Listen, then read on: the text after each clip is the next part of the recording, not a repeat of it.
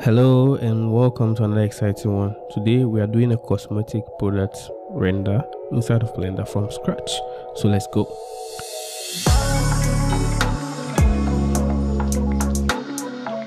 So as always, let's start from scratch. So we are going to go and open up a new file.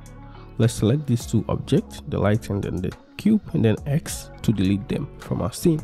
So next, we are going to model our container from top to bottom. So first, let's start with the opening side, the screw-like shape. So let's do Shift A, and then let's add in a cylinder, right?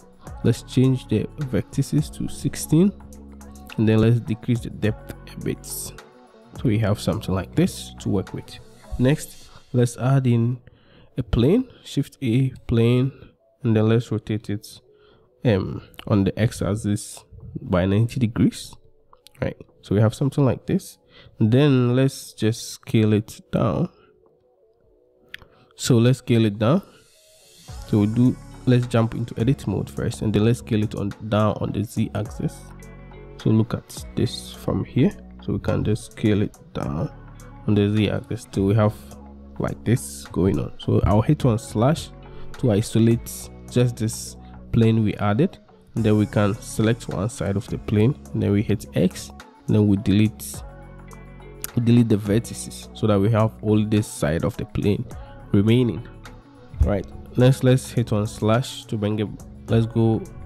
So with only this part of plane remaining, so let's hit on slash to bring it back, and then let's just bring it here. Right, let's jump out of edit mode, and then let's add in a screw modifier. Right, so let's go screw, and then let's change the axis from Z to Y so that we have something like this. And then let's change the iteration to 2, and then we can increase the screw like this. Hold on Shift if you want to move in smaller increments so you find something you want. So I think this is cool for now. So let's hit on slash to bring our shape, so we can scale it down. We can scale it down a bit like this, and then let's select this plane G Z, and let's bring it down. And we can always scale it down, which I think is not a good idea. So if you want, in case you want to scale it down, you see it's too big, you can jump into edit mode and then scale it down, and then maybe decrease the screw a bit so that you have something like this. Right, I think this is fine for now. We can work with this. So next, with this plane selected, let's apply the screw modifier for now.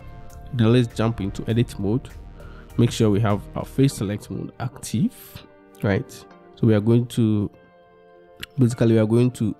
create an extrusion and then merge these two shapes together. So let's do Alt plus E, and then extrude faces along normals. Right, then we extrude it inside like this. Okay, make sure these two shapes are intersecting. Right, so next let's jump out of edit mode, and then with this shape selected, let's just right click and do shade smooth, shade flat for now. And then with this shape selected, let's hold shift, with this shape selected,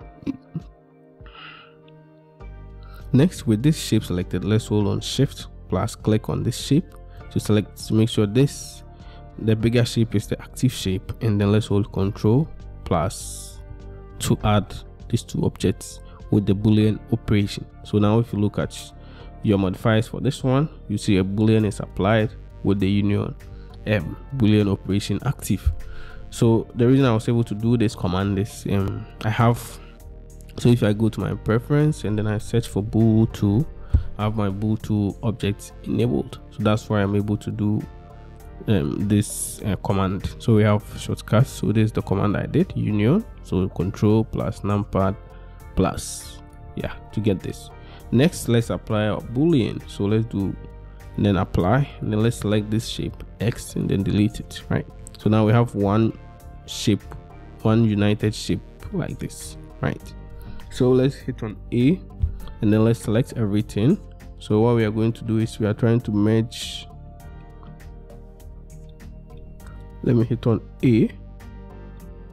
Seems they are even merged correctly. So all we have to do is just try and merge these two shapes here together, right? These two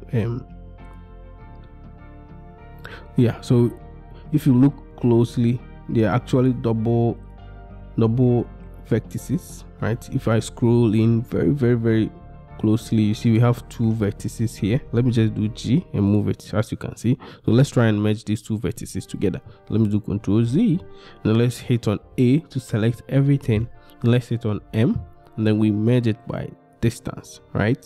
So if you look at the bottom here, you see we have 0 removed. Let's increase the merge distance a bit. So hold on Shift and then increase the merge distance, and now you see we have 62 vertices removed, right? So now if I go back, this is actually just one vertex here, as you can see.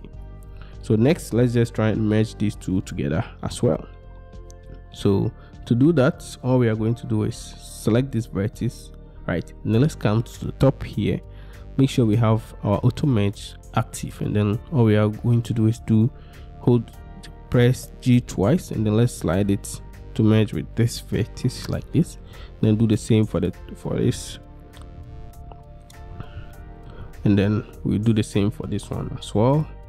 Then lastly, we do the same for this as well, right? So now we have everything set and nice, ready to go. So let's model the bottom part, and then we add in a subdivision surface and other cool stuff. So let me jump into edit mode, Shift 3 for my face select mode, select this face and then X. Then we are going to delete this face, then X to delete this face as well, right?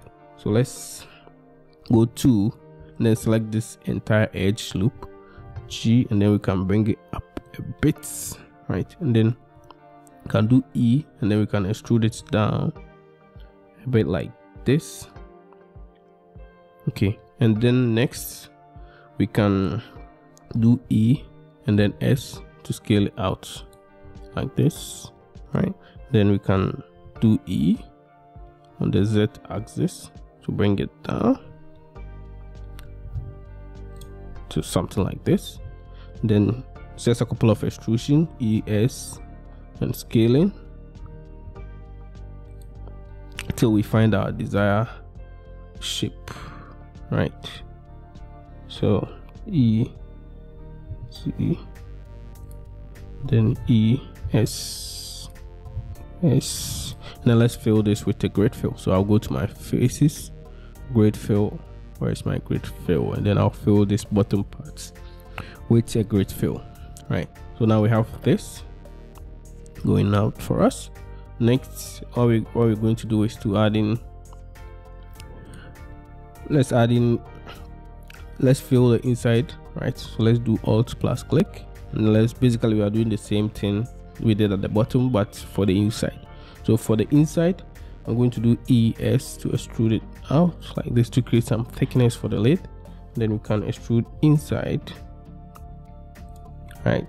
So to see the inside, I'll hit my Z key and then select my wireframe, right? So that we can see what's going on inside our model, right? So I'll do ES to scale it down like this, then EZ to bring it down, and then we can do E once again, S to scale it down, and then hit F to fill it inside. So now we have thickness for our model, right? So next, let's add in a couple of bevel here and there just to strengthen up our form when we add in a subdivision surface later, right? So let me jump out of edit mode, hit on Z and go to my solid view, right? So this is what we have now. Let's go to our modifiers tab, and then let's add in a subdivision surface modifier, right? So this is it. Let's right click and then shade it smooth. So next, let's add in a couple of supporting loops at the top and the bottom of our shapes just to hold our form better, right? So to do that, I'm going to click here, right? So that our subdivision surface is only visible in object mode but not in edit mode. So when I hit on tab on edit mode, we can see the subdivision is not visible, but when I jump out of edit mode, the subdivision is applied. So let's go into edit mode, hold alt click to select this shape here, and then let's do Ctrl B to add in a bevel. Scroll my mouse wheel once to create an extra loop cut like this, right? Then we can do the same thing for this one. Control B, add in a bevel like this. Maybe add Control B, sorry, add in a bevel. So you can go around and then Control R as well to add in a couple of loop cuts just to strengthen your form. So you can always go hit tab to jump out of edit mode to see how your shape, the overall shape, is looking, right? So yeah, I think this is fine. Let's move on to the next other cool stuff. You can still continue adding some cool. So let's increase the level to 2. You can see it helps with the weird shadings that's going on here. I think this is fine. You can obviously take your time to modify your shape even more, right? So let's add in some loop cuts here as well. So I'll do Control R, and I'll add in a loop cut, and then Control R, and then add in a loop cut from here, right?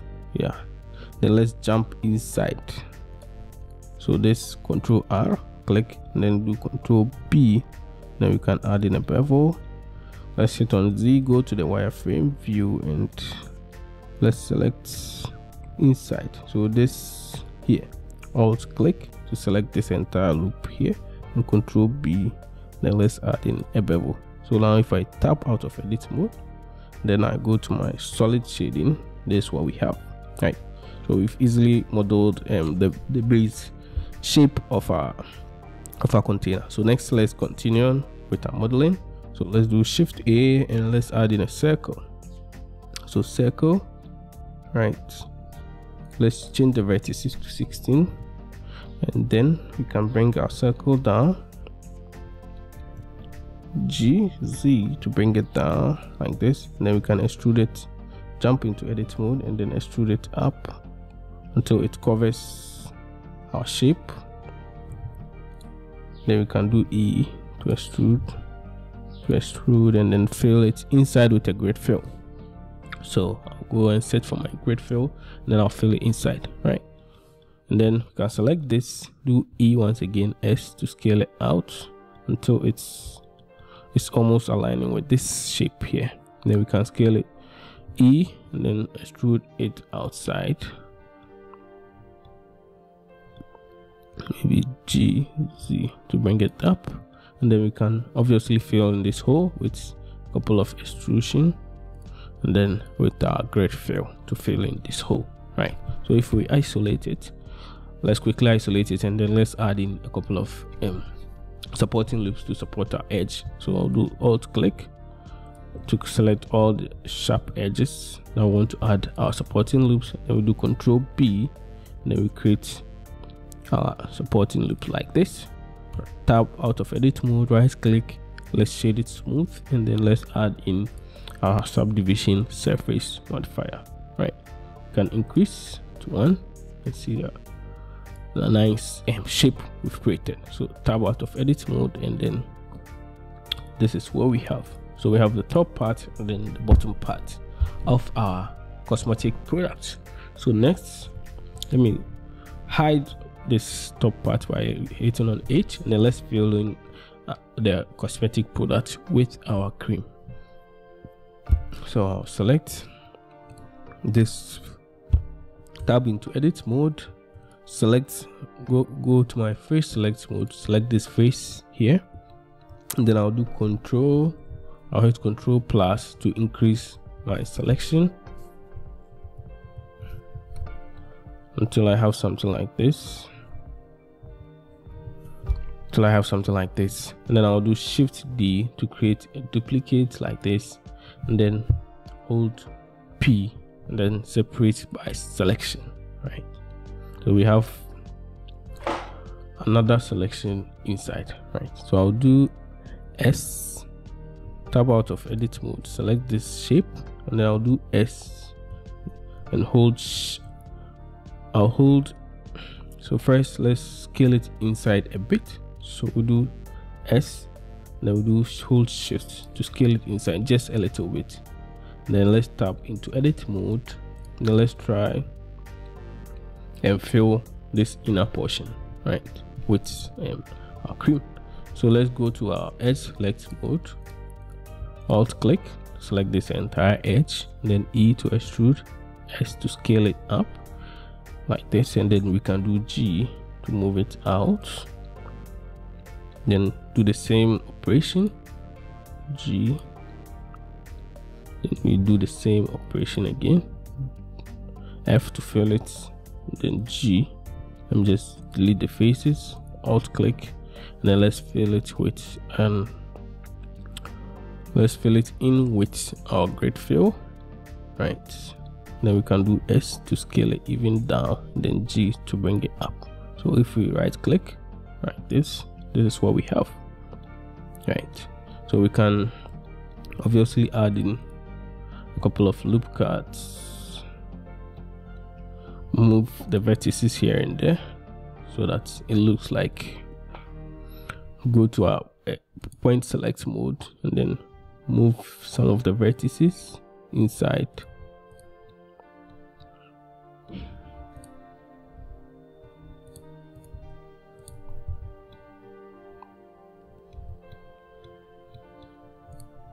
So that it looks like a cream, basically. Yeah. So now if I jump into edit mode once again, this is what we have right here, right? So next, let me hit on Alt 8. Sorry, let me hit on my Alt H. Alt E. Sorry. Let's unhide our top part, the cap of our cosmetic product, and then this is what we have. So as we always do, let's set up our scene, add in some materials, and then render, right? So what we are going to do is make sure we are out of edit mode, and then we can select this top part here, GC, to bring it up. Then I can bring it even up more. Then I can hit on double tap R to position it like this, and then I'll select this one, alt click, shift click to select the bottom part, and then I'll do Control P, and then I'll parent the cream by this, right? So now if I move this shape, the cream is going to move along with it.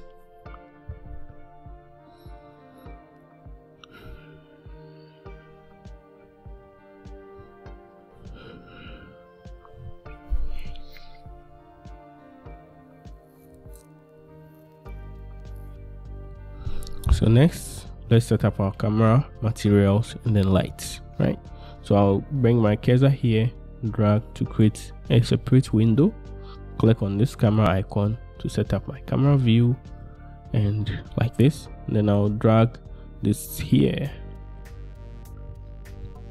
right? So let's hit on N, go to our view, and then we can lock the camera to view, right? So now we can position our products anyhow we want. Let's change this workspace to the shader editor so that we can add in our materials as we want, right? So now let's go to our render properties, and let's change it from EV to cycles, and let's change the device from CPU to GPU compute, which will give us a bit faster renders later on, right? So next, let's switch to our render view like this. Let's hide all these distractions. I'll hit T to hide everything so that you can see just our rendered product, right? So let's change this from object to world, and then let's add in an HDRI for a second, right? So select this background, hit Ctrl plus T to add in an environmental texture. Let's go to open, locate where you save your HDRIs. If you don't have some, go to texture HDRI havens, and you get a lot of cool HDRIs you can plug into your scene, right? So we have this cool HDRI. Now let's add in a background. So let's do Shift A, and then let's add in a plane. Let's scale it out like this. Let's rotate it on the x-axis 90 degrees, and then G to bring it back, right? So now let's position our camera even better, right? So we have this, we have the products here. So first, let's start with the top part. So let's select this this parts here, and then let's change it from world to object, and then let's add in a new object, a new material, sorry. So quickly, let's make it metallic, and then let's change the color to this kind of bluish color. I guess it's cool. And let's decrease the roughness a bit, but not too rough. Yeah, and that's it for this one. So next, let's add in materials for the main bottom part. So I'm going to make it a glass, but then kind of some hard frosted glass kind of material. So let's select this material, hit on new to create a new material. Let's increase the transmission to 1, and then we can change the color a bit like this, right? And let's decrease the roughness a bit to something like this, right? Then we have some nice glossy glass-like material, but then it's translucent. It's not totally see-through, right? So this cool material here. So next we can add in some bumps to it, just to create a little extra detail or extra texture. So let's go to the normal, let's just click and drag, and let's look for bump node. Let's plug it inside, then let's click and drag here, and then let's look for a Musgrave texture, then let's plug it inside like this, right? So obviously let's increase the scale of our texture. Let's increase the scale to something like this, right? And before we plug in, let's add in a color ramp. So let's go to color ramp, and then let's plug the color ramp right in the middle.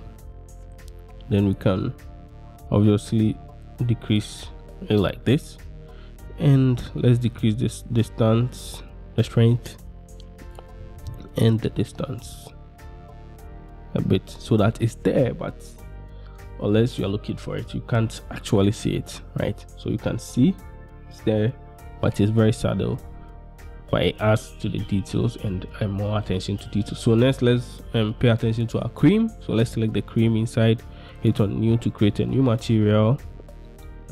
Let's add in some subsurface scattering. So let's set the subsurface scattering to 1. Let's change the color of our material, and then let's increase the roughness even more like this, so that it's very rough and shiny like that. So I think that's it. Next, we can take the shading to even more next level. So let's add in a bit of a sticker here. So to do that, we are going to import any logo asset you want. But I'm going to import this object here. It's a PNG format. You can just type in any design software of your choice and just import it inside. So I'll just drag it and drop it inside like this, right? And I'm going to create a separate PSDF material. So I'll select this material and then Shift D to create a duplicate, right? And I'm going to use this to mix these two shaders together, right? So to do that, Shift A, and then let's search for mix shader. Let's select the mix shader, let's put it somewhere here. Then let's plug the alpha of this into this one, and then let's plug this BSDF here. Then let's change this to here, and let's change this to here, right? So nothing changes as of now.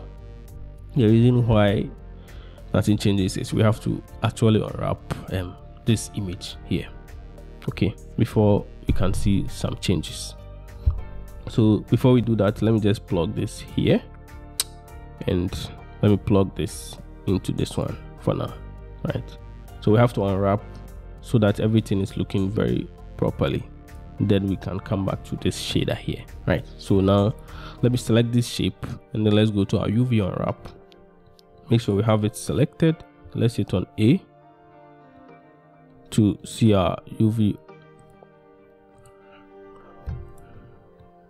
unwrap. So let's just hit on, and then we can see what our UVs look like, right? So let's quickly create some seams just to unwrap it properly. So I'll hit on 2 to go to my edge select mode, alt click to select this, right click, and then we mark it as seam, alt click, right click and mark it as seam, and then we can just go anywhere in our scene. So let's look at this, right click and mark it as seam, hit 3 to go to our face select mode, and then we hit on L to select all linked seams, right click, and then we can, or we hit on U and then we can do unwrap to unwrap it, right? So let me hit here so that we can see our material in action. S to scale it up, and then we can RZ to bring it to something like R, and then rotate it on the Z axis 90 to bring it to something like this, right?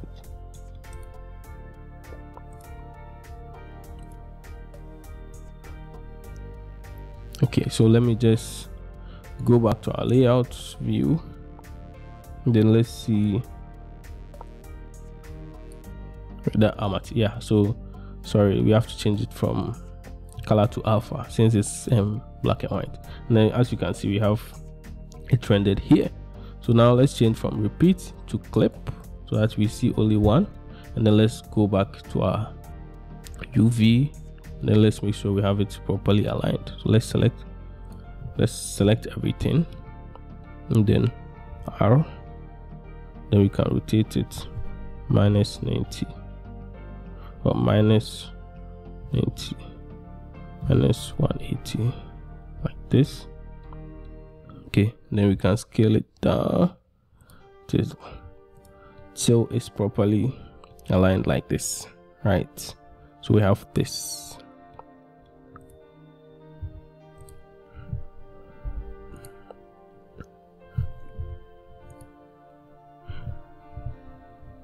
So next, let's just select the rest of the stuff we don't need. X to scale it down. Then we can just move it out.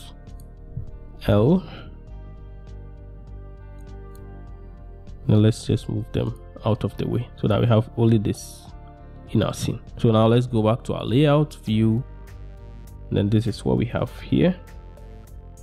All right. So we have this here. And then next, what we can do is remove it from here, plug this here, and then we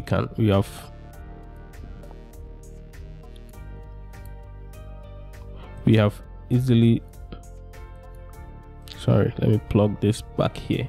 I hope it's not confusing. We have easily separated these two materials using this PNG file. So now if I change the color, you see we have a different color for this, just this material, and then a different color for the rest, right? So let's make it metallic, then let's change the color even more to something like this, and then we can change the roughness obviously like this. Yeah, we can just copy this, bump shift D to copy, and then let's plug in the normal to this, and let's plug in the alpha into the height so that we can give it some sort of some sort of embossment like this, right? So our product is looking nice, beautiful. Next, let's position it in our scene. So I can do R, and then let me just position it in my scene like this.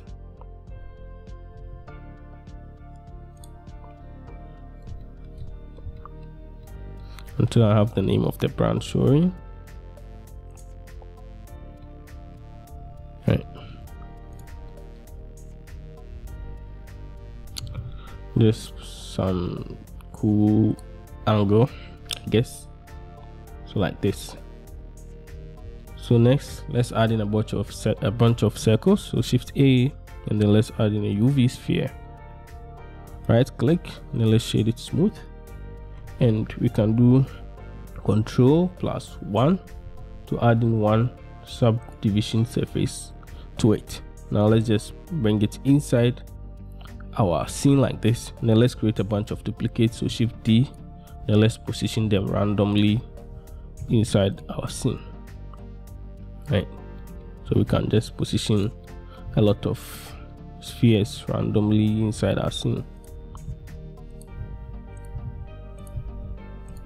like this, right? So now let's scale to create some randomness and inside. So let's scale some bigger, let's make some smaller, some way smaller, some big, some small. Let's just to create some randomness of shapes in our scene like that, right? Right, so now let's try and create some random materials for each of these shapes, right? So let's select one and then let's create a principles BSDF, right? Let's select on all of them, make sure this one is the active one, Control C, and then let's copy let's hit on Control L, and then let's link the materials, right? So all of them are using materials from this one. So let's say if I change this color, all of them will change their colors as well. But let's try and create some random materials, random colors inside. So first let's just decrease the roughness a bit like this, so we have some nice shiny surfaces. And then let's add in a color ramp here, color ramp, right, like this. And then let's plug in a random. So we go to our object info random like this, right? So with the random, it creates it generates random distribution of this color ramp into our base color. So now if I change that from linear to, let's say, constant, right? So it's either black or white, but we can even add in more color stops. So let me bring this up here, and as you can see, you can change, add in more colors, and then add in even more stops to create some cool looking materials like that. So it's completely automatic. I can create more duplicates, and the colors are going to change accordingly, right?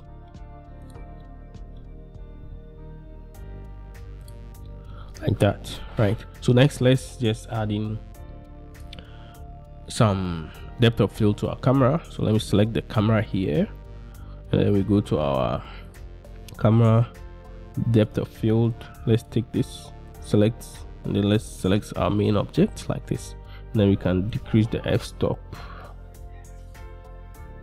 something more drastic like this. The other thing we can do is to change the focal length of our camera to something higher. So let's do 70 for now, and then let's see. Then you can scroll down, right? So you can obviously play around with this. You can add in your own lighting and stuff until you find what works best for you, right? But this is where we end for today's tutorial. So let's do Control S, and then let's save in a final file. And then to do our final render, we can just change the color management from look to, let's say, high contrast or very high contrast like this. And then make sure we set our render samples to something reasonable. So I'll set mine to 1000, and yeah, so something very reasonable like 1000. And then we can hit on render, and then render our final image like that.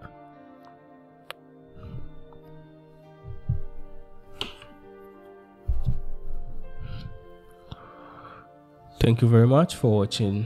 I know it's been a very long one. Thank you for staying with me together throughout this journey. I hope you learned something new, something exciting. Please don't forget to subscribe, leave a like, comment, and share. See you on the next one. It's my friend, and peace out.